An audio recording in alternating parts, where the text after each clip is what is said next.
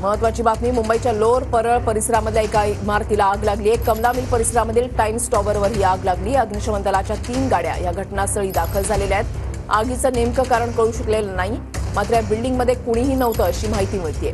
आग विझवण्यासाठी शर्थीचे प्रयत्न केले जात आहेत। निवृत्ती बाबर आमचे प्रतिनिधी आमच्या सोबत आहेत, अधिक माहिती जाणून घेणार आहोत। निवृत्ती, आग लागण्यामागचं नेमकं कारण काय, या संदर्भातली काही माहिती मिळू शकलेली आहे का?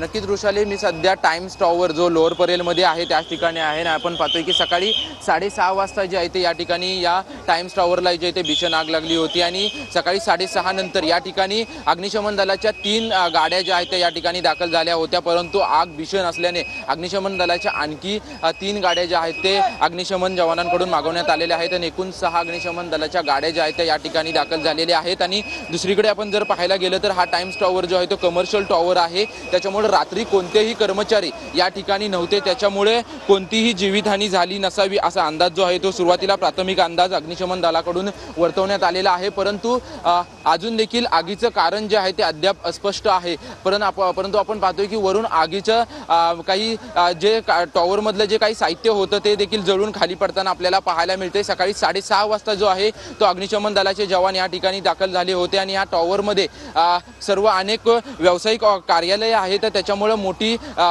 जीवितहानी नाही परंतु मोठी वित्तहानी जी आहे ते या ठिकाणी होणे असा अंदाज जो आहे तो वर्तवण्यात आलेला आहे। आणि आपण इथं पाहतोय की अग्निशमन दलाचे जवान जे आहेत ते या ठिकाणी दाखल झाल्याचं आपल्याला पाहायला मिळतात। अजून तरी कारण जे आहे ते कारण अद्याप अस्पष्ट आहे, परंतु अग्निशमन दलाकडून जे आहे ते सर्व आग विझवण्याचे प्रयत्न जे आहेत ते या ठिकाणी प्रयत्न केले जात आहेत। जेव्हा 6:30 वाजता अग्निशमन दलाला कॉल गेला होता तेव्हा या ठिकाणी 3 गाड्या ज्या आहेत त्या दाखल झाल्या होत्या आणि आता एकूण 6 गाड्या त्याच पद्धतीने मुंबई पोलीस आणि ॲम्ब्युलन्स देखील जे आहेत ते या ठिकाणी दाखल झाल्याचं आपल्याला पाहायला मिळतं। अग्निशमन दलाकडून शर्थीचे प्रयत्न जे आहेत ते प्रयत्न देखील या ठिकाणी आग विझवण्याचे प्रयत्न केले जात आहेत। धन्यवाद निवृत्ती, दिलेल्या सविस्तर माहितीसाठी। अपडेट सातत्याने तुमच्याकडून जाणून घेणार आहोत।